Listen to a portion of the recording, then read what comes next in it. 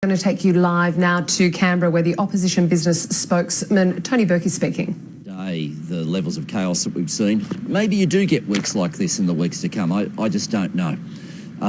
What I wanted to point to particularly, though, was something that didn't happen in question time today. When a minister is under fire, there is one thing the minister wants from their Prime Minister, and that's for the Prime Minister to back them in. Today, a bit of an embarrassment of riches in terms of the number of ministers who are under fire. You had Sussan giving her contradictory interviews.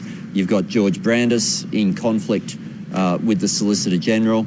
You've got the challenges of the mistakes last night from both the Minister for Revenue, Kelly O'Dwyer, and from Michael Keenan. And of course, you've got the challenges of the Leader of the House, Christopher Pyne, who's meant to be in charge of order in the House, and what we've seen again last night is anything but. The Prime Minister was given 4 different questions. One question early on, referring to the contradictions between himself and Sussan, the Health Minister. Then a question directly, which gave him the opportunity to back in the Attorney-General. Then he was asked a question about whether he would back in the Minister for Revenue and the Minister for Justice. And then finally, as a final opportunity, a final invitation to the Prime Minister, will you back in any of these ministers? Bill Shorten asked a question where he went through the Health Minister, the Revenue Minister, the Justice Minister, the Attorney-General and the Leader of the House. Under all of those occasions, not once did Malcolm Turnbull defend any of his ministers.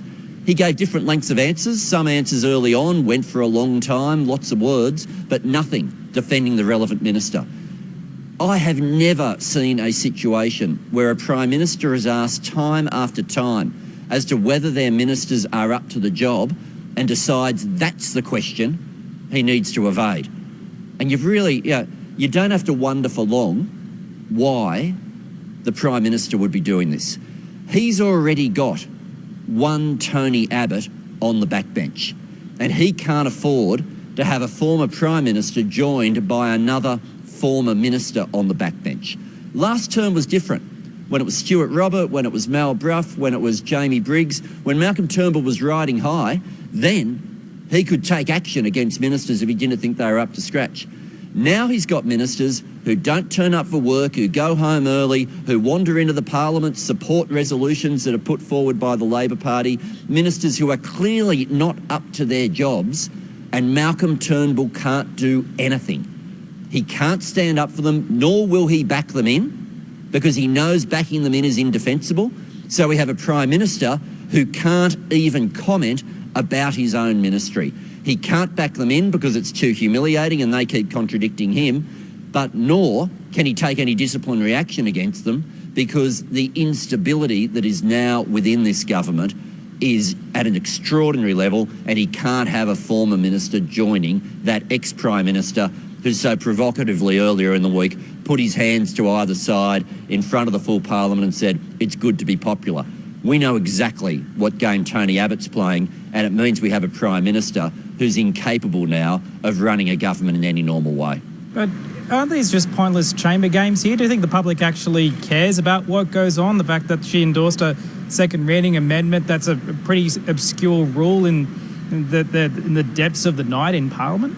Well, in terms of the specifics of that, because let's not pretend for the Minister for Revenue that last night was the only offence. This is the person who designed the census. This is the person who contradicted the Prime Minister over negative gearing. This is the person who was asked a question in detail about a specific bill in Parliament today, when she'd been referring to the legislation in an earlier answer, a bill that only went through yesterday, and she couldn't answer a basic question about the impact of that piece of legislation. So there's a serious competence issue already for the Minister for Revenue. But if what happened last night was just a normal procedural game, then it would have happened before.